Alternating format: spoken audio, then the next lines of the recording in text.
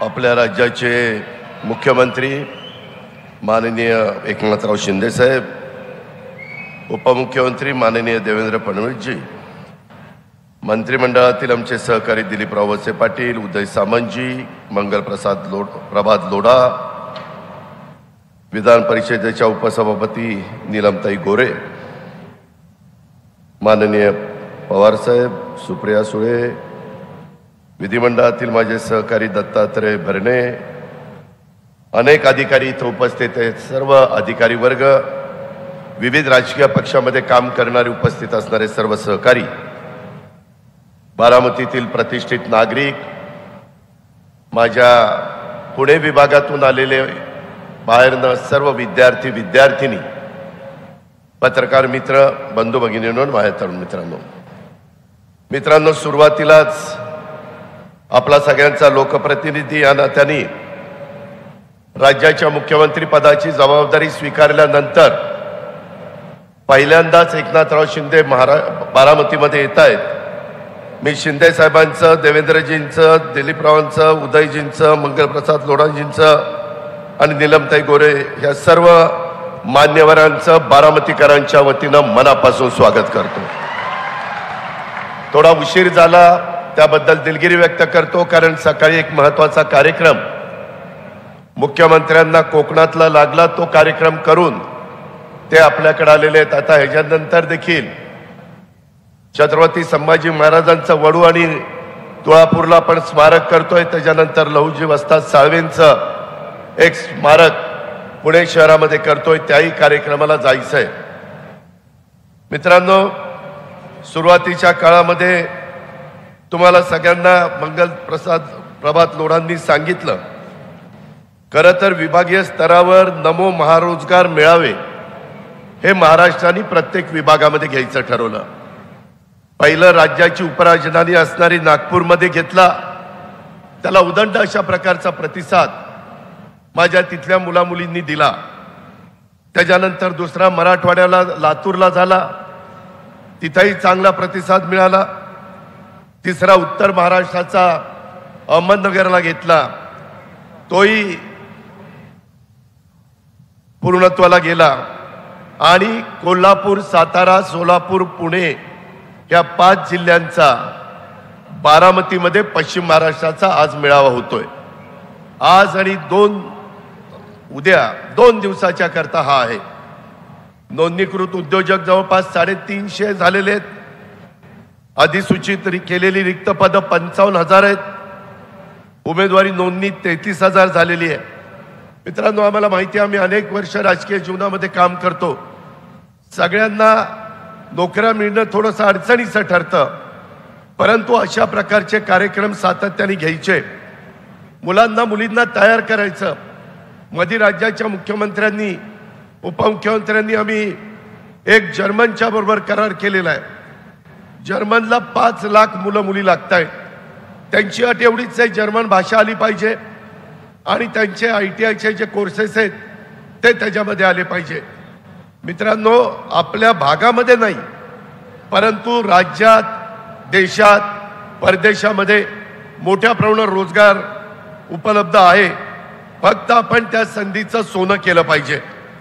आज इथं मगाशी लोढा साहेबांनी सांगितलं, मी आपल्याला पण सांगू इच्छितो, माझं त्यांचं बोलणं झालं.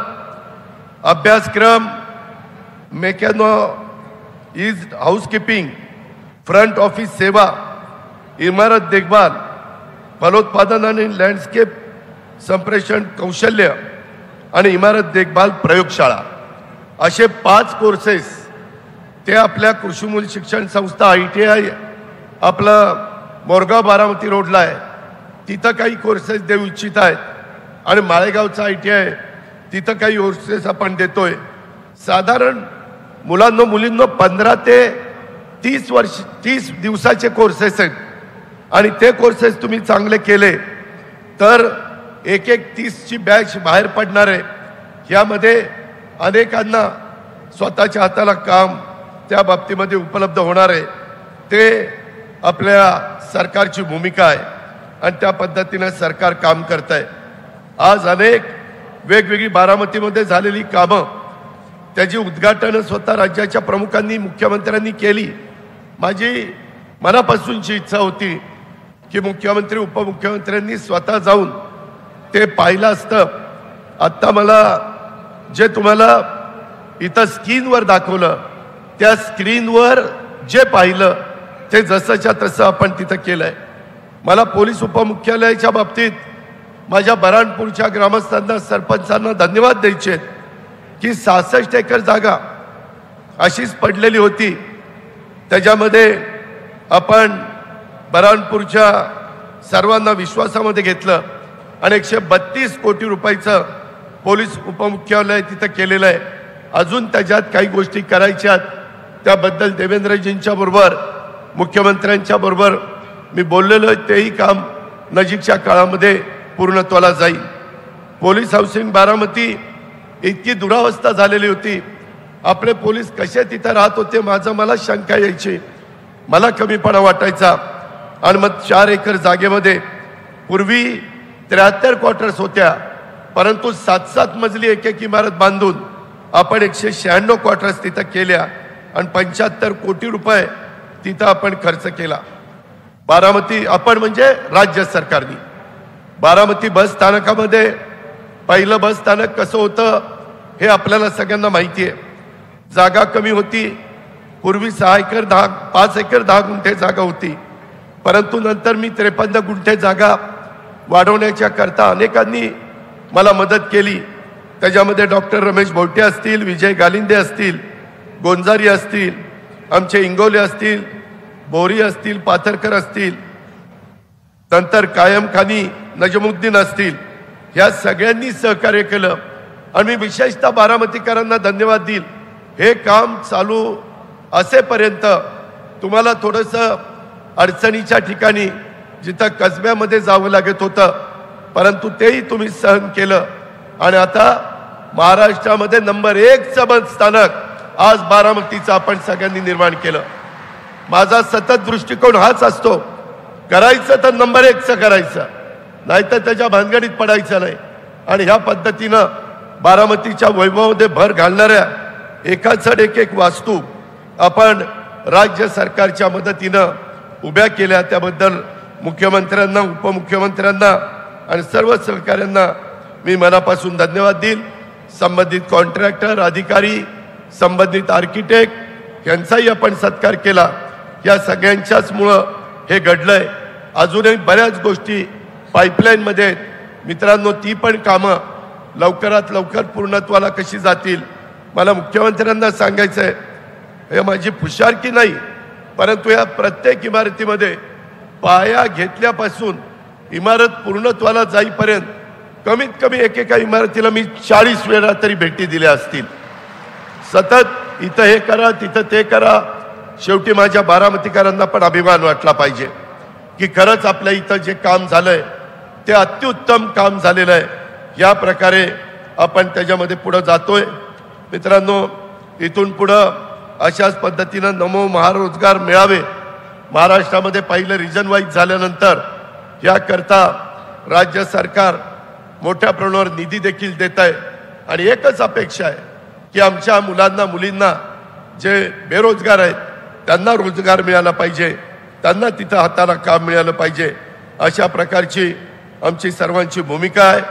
माझी आज DPC मधनं 39 वाहनं आपण पोलिसांनाही त्यांची गस्त चांगली घालता यावी, कायदा सुव्यवस्था चांगली राहावी, गुंड प्रवृत्तीच्या लोकांच्यावर अंकुश ठेवावा, कुणाची गुंडगिरी इथं खपवून घेतली जाणार नाही महाराष्ट्रात। या पद्धतीनं काम करायचं म्हटलं तरी इन्फ्रास्ट्रक्चर द्यावं लागतं आणि ते इन्फ्रास्ट्रक्चर आपण दिलेलं आहे। मी मगाशी तिथं CM DCMला उशीर होत होता म्हणून झेंडा दाखवला, तिथं 39 वाहनामध्ये जे ड्रायव्हर होते त्याच्यातल्या 14 महिला होत्या आणि सगळ्यात चांगलं ड्रायव्हिंग त्यांचं तिथं चाललेलं होतं। एवढा महिलांना पण संधी देण्याचं काम मित्रांनो हे महायुतीचं सरकार करतंय।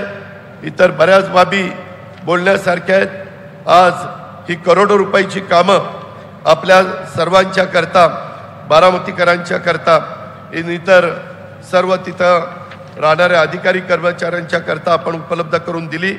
अशाच पद्धतीनं टप्प्याटप्प्याने आपण पुढे जाण्याचा प्रयत्न करू.